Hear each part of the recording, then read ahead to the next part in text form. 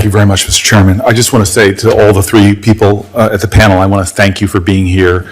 Your bios are extraordinary. You are true patriots. Your commitment to your country and your willingness to serve is something that is both humbling to me and very inspiring. I want to thank your families that are here too. This is not an easy path that you have chosen, and you do not do it alone, as you said in your introductory remarks. And I want to thank them for their commitment to country and their willingness to support you in this path. I will be supporting all three of you happily, maybe even gleefully, on the floor of the United States Senate. I look forward to taking that vote.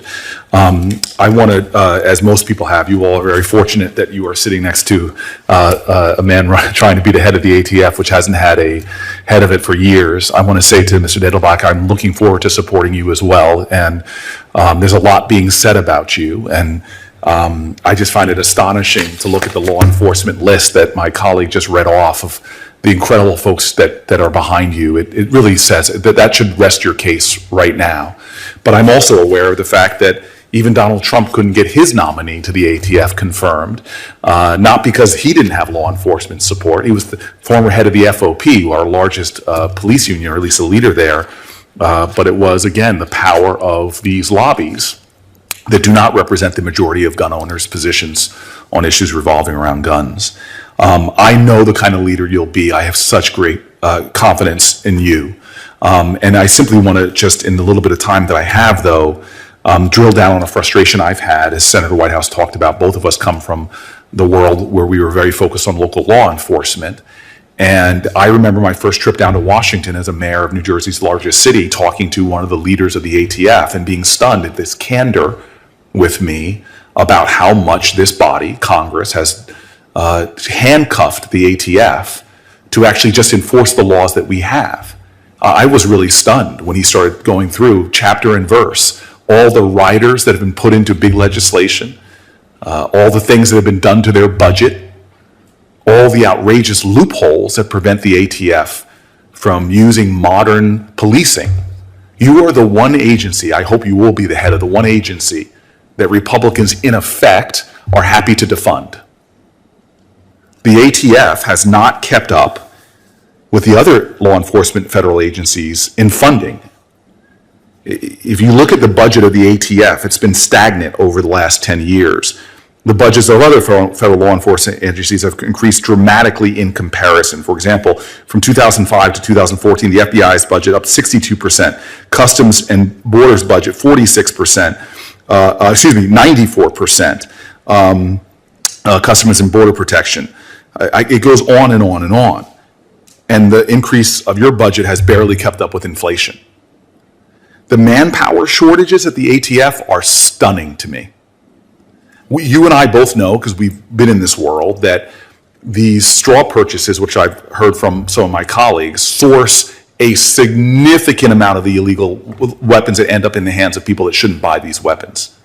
But the ATF has fewer employees, it had fewer employees in 2017 than it did in 2002 to enforce these laws.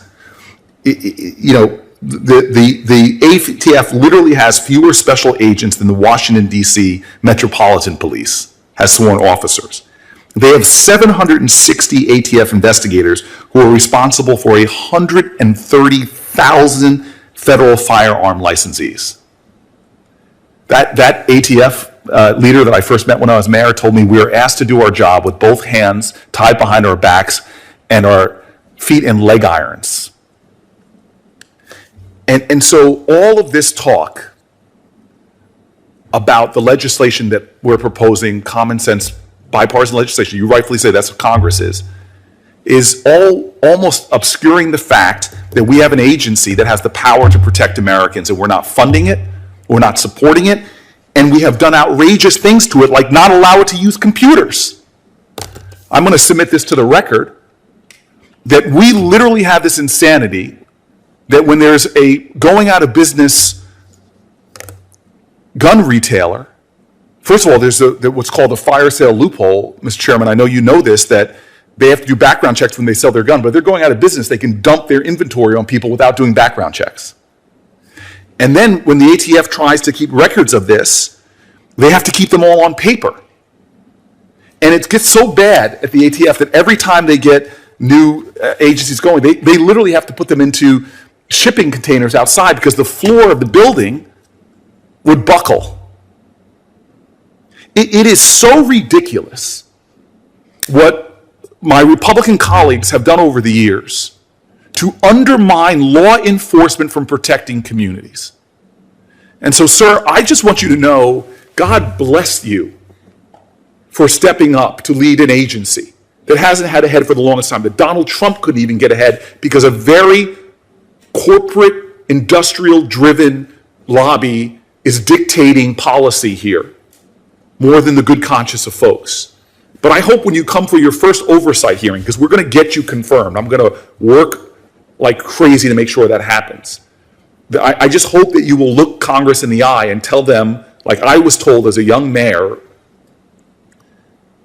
that you don't have the resources to enforce the laws of the United States of America, that you don't have the personnel to adequately enforce the laws of the United States of America, that you don't have the computer equipment, that there are writers that have been put in that undermine your ability to get the job, that there's technology out there that can make us safer that you're not allowed to use.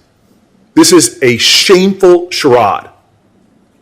This is despicable that the same people that try to accuse us wrongfully of defunding the police have taken one of the most important law enforcement agencies to protect Americans, to protect our children, our churches, our mosques, our synagogues, our parks, our supermarkets, is not allowed to do their job.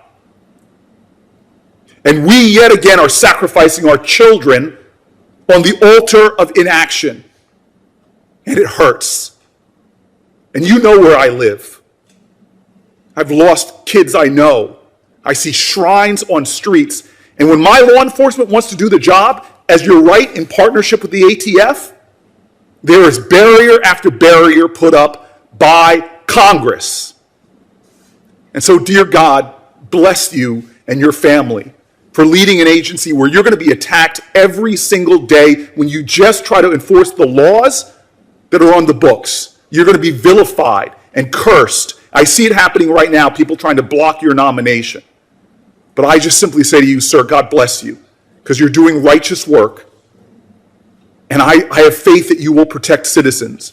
But the shame is not on you or your agency and the proud officers, law enforcement officers who dedicate themselves to our safety. The shame is on this body for what we're not doing to support you. May God bless this country. May we confirm you. And may we somehow end this national nightmare that every day 100 Americans are dying by gun violence. Thank you, Senator Booker. Senator Flag that says that the highest per capita murder rates are in red states, Republican states. I mean, that would be, in my opinion, venal, crass, and not indicative of the common cause that we have in preventing crime. Nor would I look at all the judges that Donald Trump put up and scrape them to see what was said as if it's only the judges that from one party that have, in any point in their lives, released somebody who's gone out and committed a crime. I worked with the Trump administration to pass incredible criminal justice reform that literally had thousands of people released from prison when we worked, sir, on your bill that corrected the failure to make retroactive the crack and powder cocaine situation. And less than 1%, I think, went out and recidivated. That's not an indictment of the Trump administration. That's not an indictment of him. And that's the kind of rhetoric that's just getting tiresome to me. Murder started to spike not under the Biden administration. Murder rates started to spike in America under the Trump administration. And so, again, I'm back here. I need to readjust into this environment, into this into listening back and forth. But I am frustrated that it's happening before a judge who is just extraordinary, whose career is a testimony to the best of what it means to serve this country, not in a partisan way, but in a branch of government that's independent of partisanship, who's sitting in a chair making tough calls every single day And now what I see is often a pattern that I've seen in Supreme Court, in a Supreme Court hearing now, all the way down now to the federal judiciary, to try to create this fiction that somehow judges who have to make tough calls, judges appointed by Republicans and Democrats, often have to make tough calls and have to evaluate the law and make decisions. And I think that your career is a testimony to that. I want to thank you for being here. I want to praise the family that raised you. I want to celebrate your service and let you know that I'm looking forward to voting for you on the floor of the Senate. You will be confirmed, and it will be a great day for America. And so let me just end in the 30 seconds I have left and just asking you to say on the record your understanding of your role as a judge in the face of a nation that has more and more partisanship, it seems, a greater culture of contempt.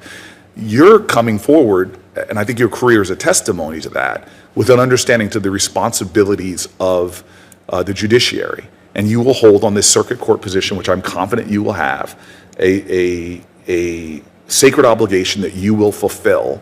And I was wondering if you could just take my last seconds and affirm that to this committee that I don't think needs the affirmation, but I want to give you space to do so. Thank you, Senator. In any decision that I make, I consider the text of the Constitution. In my current role, I consider the South Carolina Constitution and the law that is before me.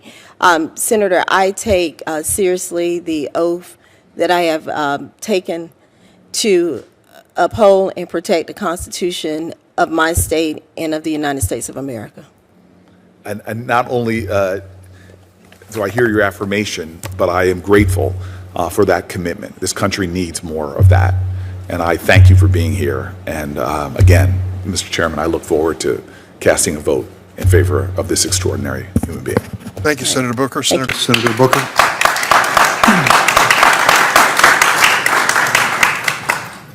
Thank you, Mr. Chairman. Mr. Smith, I actually feel you in a lot of what you've been saying today, and as a time that people just want to sink into partisan divisiveness, I want to just affirm the fact that you and I agree on a lot of things, with the exception of the fact that the Omegas are better than the Alphas. So you don't get to return, I get to ask the questions. So let's just be clear. We know the history of African Americans and the entire history of this country being overwhelmingly the victims of horrific violence. From the killing of 4 girls in a bombing in Birmingham to the killing of Breonna Taylor asleep in her own house, from massacres that have happened like Tulsa, Oklahoma, including massacres like we saw in a church in South Carolina. You would agree about the natural instinct for communities to want to defend themselves like Black Panthers did in Oakland or in, as you're seeing with black women now, correct? Absolutely. So you and I also agree that we need to, with urgency, end this kind of violence in the United States of America. You said that in your testimony. And so I want to point out some things that I find outrageous that I actually think you probably find outrageous too. Mm-hmm. So the first is that we don't invest in communities so violence doesn't happen in the first place. And something you said already, correct, like finding jobs. Number 2, I introduced a bill called Break the Cycle of Violence Act that was included in the bipartisan compromise to do community violence intervention, because from Oakland to New York City, there are strategies that are about empowering communities that actually lower violence. You agree with me on that? Absolutely. You and I agree that most of the crimes happening in communities like ours, I'm the only senator, to my knowledge, that lives in a low-income black and brown community for the last 25 years. And what kills me is that every single shooting when I was mayor, except for one that we could find, happened with a person who was not qualified to buy a gun that was able to get that gun. You agree in general that's the truth, right? Repeat that last part. That most of the crimes in communities like ours are happening because people who do not qualify to buy a gun, criminals, find a way to get a gun, correct? Absolutely, yes. Yeah, and so you and I would probably agree that this nation should have universal, thorough background checks, correct? Yes, I support background checks. I know you do. Number 2, the trace data. When these crimes happen, In communities like mine, the clearance rates on murders is so low that communities are like, why can't we get the bad people behind? But yet we have laws that prevent people from doing research on trace data. You think that's absurd, yes? I would agree, yes. Yeah, thank you very much. You don't have to hesitate so much. I'm not trying to trap you here, man. No, it's okay, it's okay. Okay, so here you and I could go down a long list of things Right. that would make all of us safer that we don't do because friends of mine block us in this body that would make communities like yours and mine a lot safer. Correct? We can find bipartisan things that we could do today. Like take the ATF. It's the one law enforcement organization. We've increased budgets massively for every law enforcement, but we hand strap the ATF and don't allow them to do their job. We don't allow them to keep computer records of things that are going on. That's kind of absurd to stop law enforcement from doing their job, right? I think where you and I differ, and I see a lot of similarities. Especially haircut, but go ahead. Beautiful hair, beautiful hair. I think when it comes down to looking at, let's be clear, I believe that having an AR-15 is a value add to my family. Sir, I'll get to the AR-15. I'm just trying to establish the foundation. We have But commonality, sure, but there's differences. There's Yeah, nuances but there. Americans have a lot of agreement on this issue, even folks that are Republican witness and some Democrat from Jersey. So let me just switch to one thing, though, that I take issue with, but turn to Hunter, and you can talk to me later. Sure. You said that pulling a trigger, AR-15, pulling a trigger, it's just one trigger. These are similar than a pistol or a shotgun. At the top of my block a few years ago, Shahad Smith was killed with an assault rifle. The police and one of the police officers said to me, it was as if when that bullet hit him, his head exploded. Can you explain for the record the difference between a one-shot pistol versus one of these assault weapons that are used in war zones? From a functional standpoint, there is no difference between a... Sir... But hold on, let me answer. You answer the question, let me answer. When you take a shotgun, an AR, or a rifle, it's a one-trigger system. Yes. Are some systems or some shotguns or rifles stronger than others? Absolutely. But the mechanics are the same. I don't disagree with anything that you said. Everything you said there is factual. But would you, Dr. Hunter, excuse me, would you please explain? Thank you very much. So this weapon was chosen by the United States Army in Vietnam because it was designed to shoot through a standard issue military helmet at 500 yards.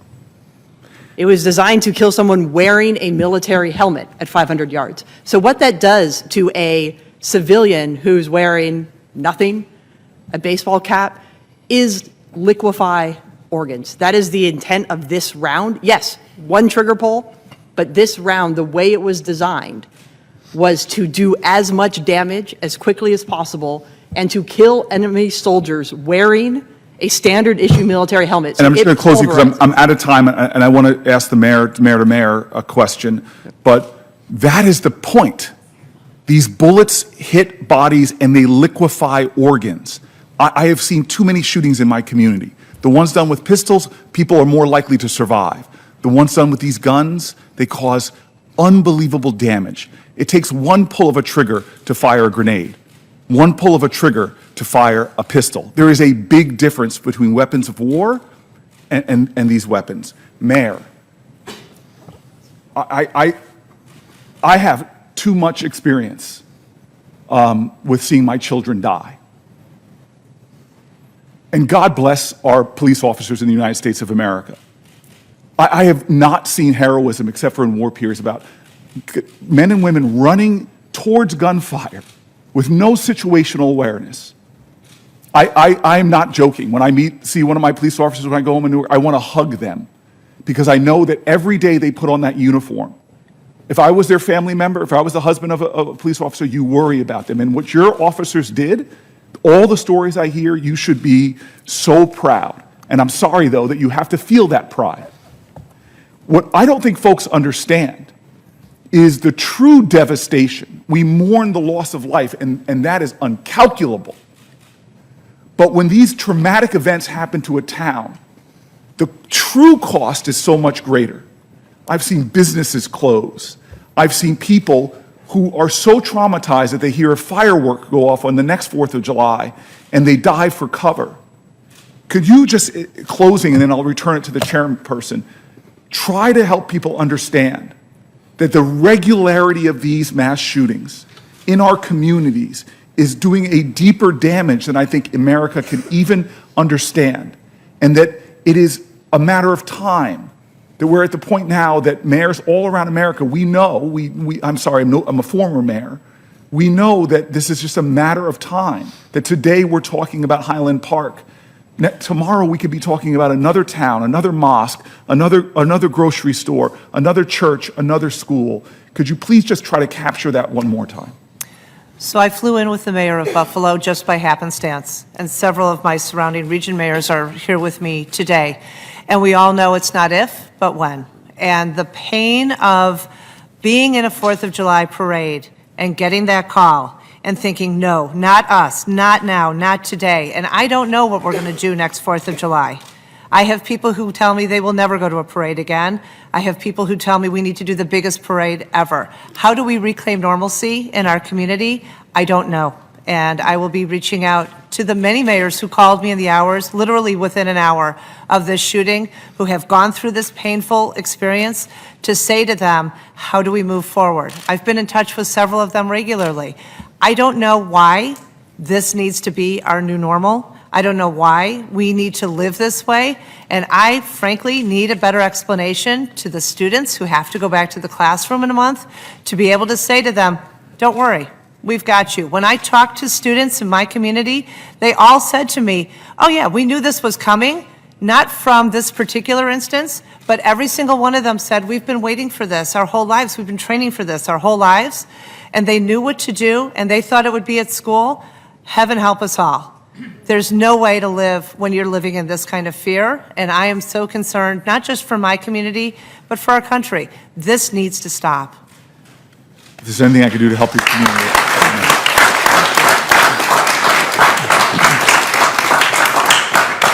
Thank you, Senator Booker, and thanks to this panel. What happened today in the United States Capitol? Thank you very much. Judge, after me, only 5 to go. But sit back for a second, because I don't have questions right away. I actually have a number of things I just want to say, because this has been not a surprise, given the history that we all know, not a surprise, but perhaps a little bit of a disappointment, some of the things that have been said in this hearing.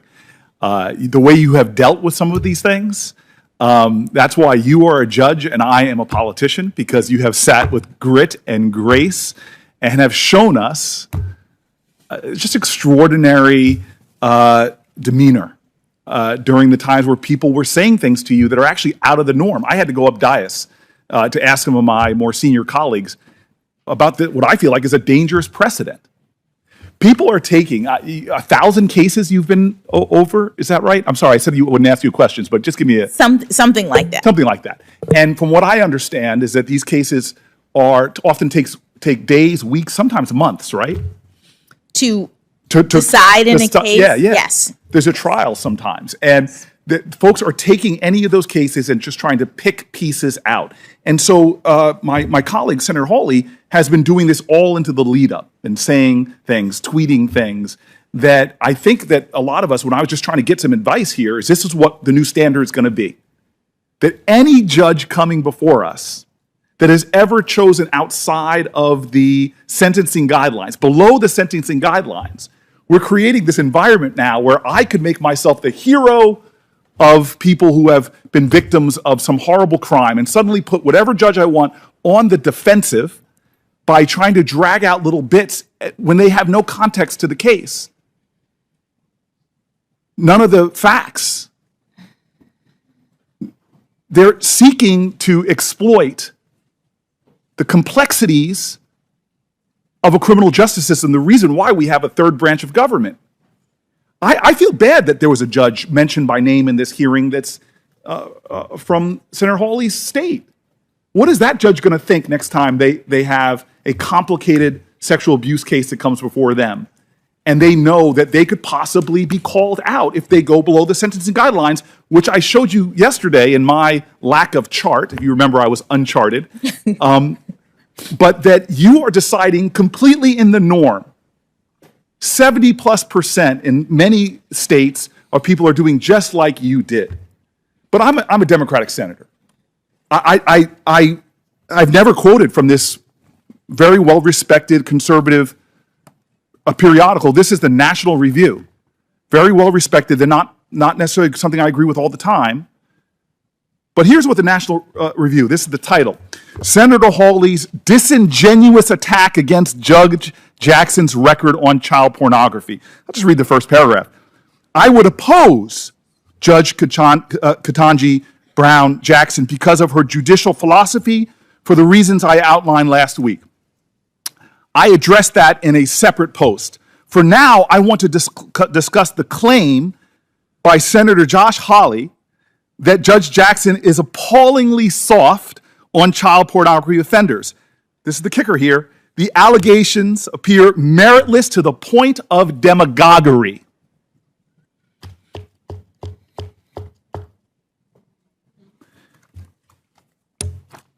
I got letters from leaders of victims' rights groups, survivors of assault, all saying sort of the same thing with the National Review. Feel proud about yourself. You brought together right and left in this calling out of people that will sit up here and try to pull out from cases and try to put themselves in a position where they're the defenders of our children. To a person who has children, to a person whose family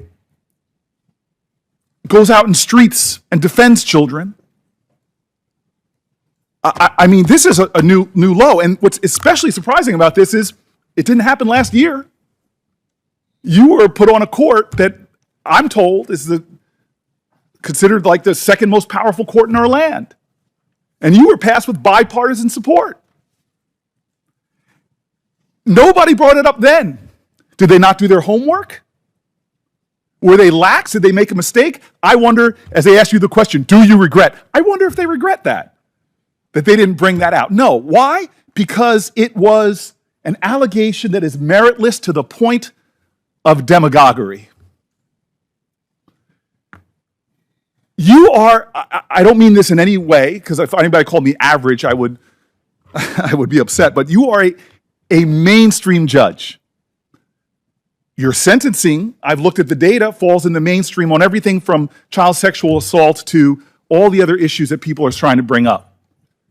Some of these things that are being cast at you, that you called George Bush a war criminal, come on, that is painful. Especially because, as you said, the brief change, these are names that you have to put in. And we're talking about a real issue that goes to the core of our values, torture. Barack Obama was named once Bush left office. There is an absurdity to this that is, it is almost comical if it was not so dangerous. Because the next time a judge comes before us on the right or the left that has a body of work like you do, gosh, one of the some performance artists on our side could pull out one of the cases where they were below the sentencing guideline, say, for example, it was on something like as horrific as rape that we all agree is horrific, and they could suddenly put themselves as the defense. How dare we put someone who's soft on crime? Well, are you soft on crime? God bless America. I got this great text. I've become really good friends with the folks at the FOP from my negotiations, and this was my favorite text. You all got to get this. I think my brother Kennedy might get a kick out of this. He goes, things that are uncountable, stars in the sky, grains of sand on the beach, and the number of times Democrats will mention that the FOP endorsed Judge Jackson in this hearing. But let me mention it again. Just in case my people say you're rough on crime folks really want to try to make that stick. You were endorsed by the largest organization of rank and file police officers. You were endorsed by the bosses, the largest organization of chiefs of police. And you were endorsed by Noble, who I hope people find out more about that organization. You got uncles that are officers. You got a brother, not just an officer, who went to serve after 9/11 Your family's not soft on terrorism. He went out there to capture and kill and defend this country from terrorists. I actually sitting back here and finding this astonishing, but then I do my homework. I love that my colleague brought up Constance Baker Motley. You know, when she was getting to the floor of the Senate, they were trying to stop her with outrageous accusations. You know what the accusation was back then? She was a communist. Dragging up stories, trying to throw anything that they might stick. But this is what you and I know. Any one of us senators could yell as loud as we want that Venus can't return a serve. We could yell as loud as we want that Beyonce can't sing. We could yell as much as we want that astronaut Mae Jemison didn't go all that high. But you know what? They got nothing to prove. As it says in the Bible, let the work I've done speak for me. Well, you have spoken.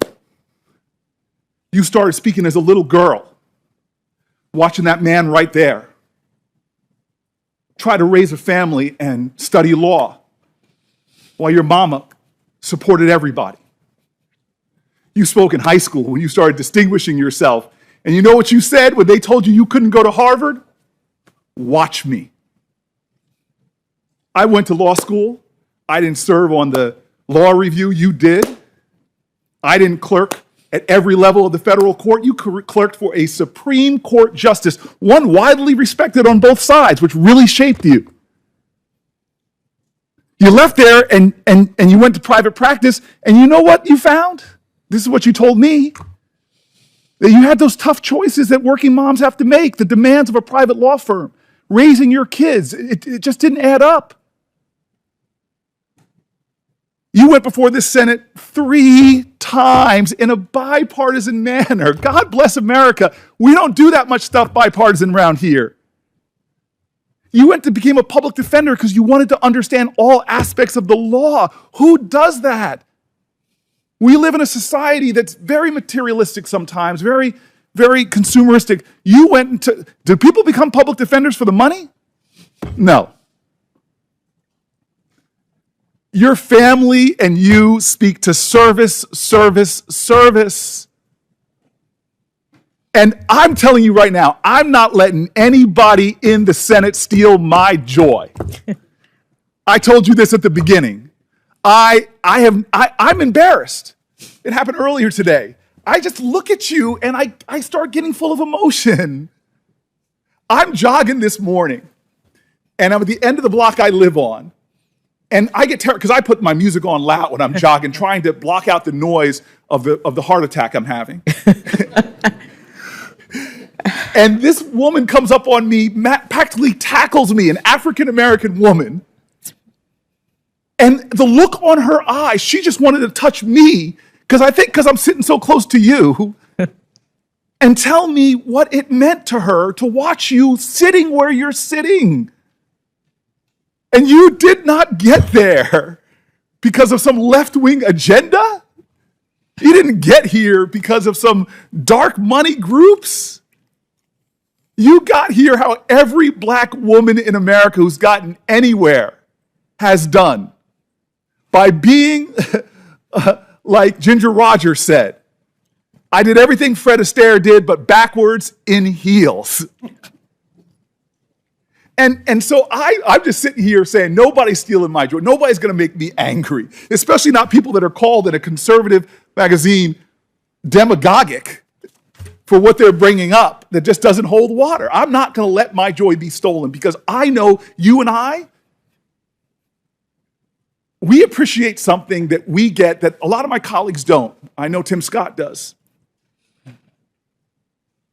When I first came to this place, I was the 4th black person ever popularly elected to the United States Senate. And I still remember a lot of mixed people, white folks, black folks work here, but at night when people are in line to come in to clean this place, the percentage of minorities shift a lot. And so I'm walking here, first week I'm here, and somebody who's been here for decades doing the urgent work of the Senate, but it's the unglamorous work that goes on no matter who's in offices. The guy comes up to me, all he wants to say, I can tell, is, I'm so happy you're here. But he comes up and he can't get the words out. And this man, my elder, starts crying. And I just hugged him, and he just kept telling me, it is so good to see you here. It's so good to see you here. Thank you, thank you, thank you. I love my brother Tim Scott. We could write a dissertation on our disagreements. He gave the best speech on race. I wish I could have given good of a speech. But talking to the challenges and indignities that are still faced. And you're here. I was in the White House with my Democratic colleagues, and I'm in my joy. I can't help it. and the president's asking our advice, who should we nominate and whatever. And I look at Kamala and we have a knowing glance, which we've had for years when she and I used to sit on this end of this committee at times. And then I try to get out to the president what it means. What it means.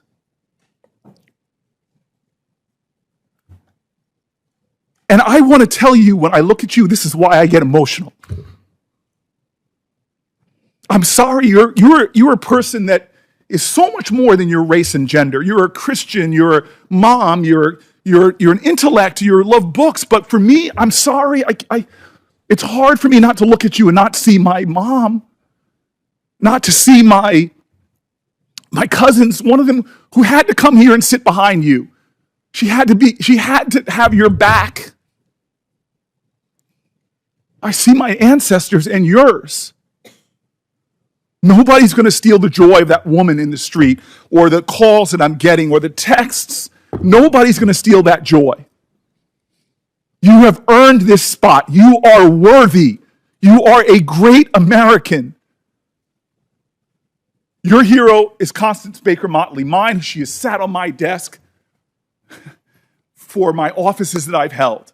She's my icon of America. Her name is Harriet Tubman. There is a love in this country that is extraordinary. You admitted it about your parents. They loved this nation, even though there were laws preventing them from getting together. When they were loving, there were laws in this country that would have prevented you from marrying your husband. It wasn't that long ago, it was last generation. But they didn't stop loving this country, even though this country didn't love them back. And what were the words of your heroes and mine? What did Constance Baker Motley do? Did this country that she saw insult and injuries, when she came out of law school, law firms wouldn't even hire her because she was a woman. Did she become bitter? Did she try to create a revolution? No, she used the very constitution of this nation. She loved it so much, she wanted America to be America. As Langston Hughes wrote, "Oh, let America be America again." The land that never has been yet, but yet must be the land where everyone is free. Oh, yes, I say it plain, America never was America to me, but I swear this oath, America will be. That is the story of how you got to this desk, you and I and everyone here, generations of folk who came here and said, America, I'm Irish. You may say, no, Irish or dogs need to fly, but I'm going to show this country that I can be free here. I can make this country love me as much as I love it. Chinese Americans first forced into near slave labor, building our railroads, connecting our country, saw the ugliest of America, but they were going to build their home here and say, America, you may not love me yet, but I'm going to make this nation live up to its promise and hope. LGBTQ Americans, from Stonewall women to Seneca, hidden figures who didn't even get their play until some Hollywood movie finally talked about them and how they were critical for us defying gravity. All of these people loved America. And so you faced insults here that were shocking to me. Well, actually not shocking. But you are here because of that kind of love. And nobody's taken this away from me. So you got 5 more folk to go through. 5 more of us. And then you can sit back and let us have all the debates. And I'm going to tell you, it's going to be a well-charted Senate floor because it's not going to stop. They're going to accuse you of this and that. Heck, in honor of your person who shares your birthday, you might be called a communist. But don't worry, my sister. Don't worry. God has got you. And how do I know that? Because you're here. And I know what it's taken for you to sit in that seat. Harriet Tubman is one of my heroes because the more I read about this person, the more, she was viciously beaten. For her whole life, she used to fall into spells, cracked skull. She faced starvation, chased by dogs. And when she got to freedom, what did she do? Did she rest? No, she went back. Again and again and again. The sky was full of stars. But she found one that was a harbinger of hope for better days, not just for her and those people that were enslaved, but a harbinger of hope for this country. And she never gave up on America. She fought led troops in the Civil War. She was involved in the suffrage movement. And as I came back from my run, after being near assaulted by someone on the street, I thought about her and how she looked up. She kept looking up. No matter what they did to her, she never stopped looking up. And that star, it was a harbinger of hope. Today, you're my star. You are my harbinger of hope. This country is getting better and better and better. And when that final vote happens and you ascend onto the highest court in the land, I'm going to rejoice. And I'm going to tell you right now, the greatest country in the world, the United States of America, will be better because of you. Thank you. Welcome, Ms. Peters. I have to say, I find myself a bit mystified by the comments that Senator Durbin made earlier. He talked about seeking stiffer penalties for prisoner abuse cases. Of course, no prisoner should be abused, and if a prison guard is found guilty of doing so after being afforded due process of law, I'd favor them facing stiff penalties. One of the main reasons we oppose stiff penalties, of course, is because it has a deterrent effect. And Senator Durbin and many of the other Democrats in this committee, like Senator Booker, seem to have a very selective view of when deterrence comes into play. Just yesterday, in fact, Senator Durbin blocked bills on the floor that would impose stiffer penalties for fentanyl, which is poisoning children all across America. Bills that I offered, bills that Senator Grassley offered. Senator Booker has repeatedly offered or blocked my legislation that would permanently schedule fentanyl under the Controlled Substance Act. So our Democratic friends seem to have a very curious and selective view of when stiff penalties will have an actual deterrent effect. Now, let me move on, Ms. Peters. This is your first appearance before the committee since this is not a Senate-confirmed position. So I'd like to ask you a couple of basic questions that nominees for the committee always get asked. I assume you would agree that it's important for you and executive branch officials to be responsive to requests from Congress for information? Yes, sir. And I would assume that you also agree that it's important for you and executive branch officials to be responsive to requests from the public if information is requested properly under the Freedom of Information Act. Is that correct? That is correct. Well, the reason I ask is that because at the beginning of the pandemic, Congress passed the CARES Act, the first major coronavirus response bill, which gave temporary authority to the Bureau of Prisons to allow some inmates to serve out part of their sentences at home until the pandemic ended, or until the availability of vaccines meant that prisoners could again be housed in a secure location. But jailbreak activists, to include so-called progressive criminal justice reformers, asked the Biden administration to twist the law and have the Bureau use the pandemic as an excuse to release as many inmates as possible and never return them to prison and to finish their sentences after the pandemic ended. I know that this was before you started, but it was publicly reported that those jailbreak activists asked the Department of Justice to rewrite the law to achieve their soft-on-crime goals. Now, the department is proposing a new rule that would give the Bureau of Prisons authority to release tens of thousands of additional criminals and not require them to serve their sentences. this would not only be an enormous mistake in the middle of a crime wave, it would also be illegal. In January, I sent Attorney General Merrick Garland a letter to provide the exact same information that he would be required by law to provide any interested member of the public. That is, written copies of communications and meeting records between the Biden administration and these jailbreak activists where they discuss policy. This week, more than 8 months later, one of the Attorney General's underlings finally sent a cursory response providing exactly none of that information. I say this simply as a cautionary tale.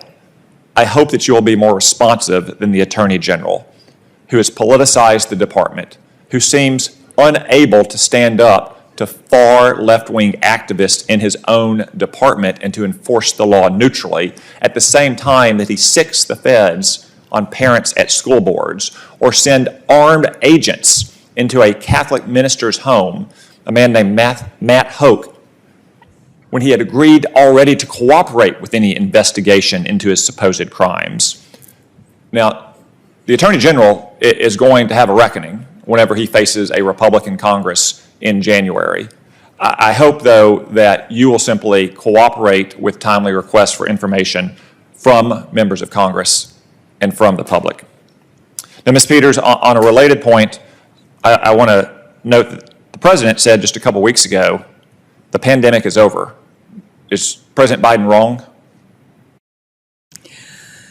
Thank you, Senator. I appreciate the cautionary tale about being responsive. We certainly want to be as responsive as we can at the Bureau of Prisons to both members of Congress requests and also that of the general public. As we pivot out of the pandemic and really focus on kind of a future state as it relates to the pandemic, we do have that rule under review that will give the Bureau guidance on those individuals that were released on home care confinement. We're hoping to see what that rule looks like here in the coming weeks, and I look forward to reviewing it when it's finalized. So, Ms. Peters, is the President wrong? Is the pandemic over or not over? Senator, I am not a health professional. I would not be able to make that But it's part of your job as the director of the bureaus to ensure that our prisons can adapt to pandemic conditions. Do you know how many criminals are currently serving their sentence at home who should be in the prison? I don't have that number in front of me, Senator. It's over 11,000. That includes 647 gun criminals, bomb makers, and other weapons criminals. 13 murderers. 5,870 drug traffickers. Are you certain that not a single one of those criminals who are serving their sentence at home are currently engaged in criminal activity? Thank you, Senator. I could never make that certain determination. I don't think anyone could. In fact, I'm pretty certain that at least one of them is, probably a lot of them. Thanks, Ms. Peters. Thank you, Senator. Mr. Chairman, my friend Tom Cotton mentioned my name. May I make a small response? Oh, yeah. Without objection. So first of all, I don't object to scheduling. Fentanyl has been scheduled for, it is scheduled. You're talking about fentanyl analogs, and we should be specific about that. The scientific community has said we should test things before we schedule them, but you've actually won. For the last 4 years, fentanyl analogs have been temporarily scheduled. So what you're saying is not true. And the second thing I want to say is 4 years of doing what you want to do, which is permanently scheduling, 4 years of scheduling fentanyl, has actually not seen the response that we want. We are in this nation seeing this overwhelming fentanyl crisis, and Mr. Chairman, we're trying to just do the same things we've been doing that caused mass incarceration in the first place, but didn't actually make us safer, as we've seen with the problem with fentanyl. So I'm happy to work on a real solution. Right now, again, for the record, fentanyl is scheduled. Fentanyl analogs are scheduled, and the crisis is getting worse. So we know there are a lot of things we could be doing to solve this problem, but having people beat their chest to try to create more and higher mandatory minimums or more and more scheduling when things are already done, that's just posturing. What we need to do is solve this crisis in America and come together in a bipartisan way to make this nation safer, and not to rhetoric that's just not true when this nation already has fentanyl scheduling, fentanyl analogs are scheduled, but the problem is getting worse. It's not just a permanent scheduling. Yesterday, Senator Durbin blocked Senator Grassley's mere 14-month scheduling. The simple fact of the matter is, Democrats will not take this seriously unless they get something in return, like more violent felons released from prison. So I'm happy to have this debate on the floor later today. I have a stack of letters right here from parents whose children were killed by fentanyl sent to Senator Booker, and I'm more than happy to go to the floor and read those into the record if we want to. Again, I'm sorry, but that's just not true. This partisan rhetoric, this partisan warfare, that we all don't have people in all of our states who are dying from this crisis. And so what he's asking for is already done.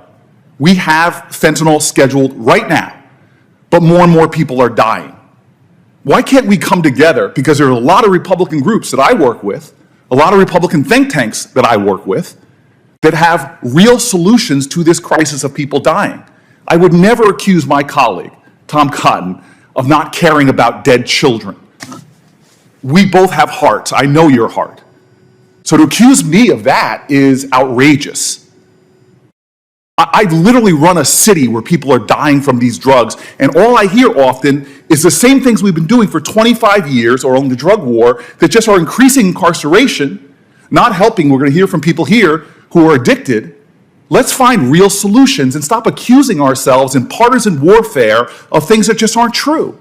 Right now, fentanyl is scheduled. We've been extending that scheduling over and over again, but this problem is going worse. I'd love to work with my colleagues on things that are actually going to solve the problem, and not just the rhetoric that works good for partisan left-right debates, but doesn't work for actually saving the lives that we need to save. I'm tired of this ridiculous partisanship. Let's solve problems and not stop accusing each other of not having hearts. You're a good man, I'm a good man. Let's see if we can come together and actually solve some problems. I didn't accuse you of anything in your heart. I said the obvious and predictable consequences of the policies you and your party support are the fact that we are now at, not mass incarceration, but a 21-year low in the number of inmates in federal prisons. We are not at a 21-year low in the number of overdoses in this country. We are at record highs. Almost twice as many people die every single year as from drug overdoses as died in the Vietnam War. And just look at Right on Crime. Look at the organization called Right on Crime. I'm sorry, this is the last thing I'll say. You're creating not a real correlation. You know this. Just years ago, we were seeing drops in these things, which didn't necessarily correlate. In fact, southern states, red states, that were lowering their prison rates also saw a concomitant lower in crime. Your science is reckless. And if you really want to have a substantive conversation and dialogue on this, I'm open to doing it anytime. I'll come to your office. Heck, I'll fly to your state. Let's figure out how to solve this problem. And I'll use the data that is collected by right-wing organizations that point to things that work and things that are posturing. We're going to return to the regular order. I'm not going to respond to the senator from Arkansas's personal reference to me. At this point, Senator Klobuchar is recognized. All right. Thank you very much, Mr. Chairman.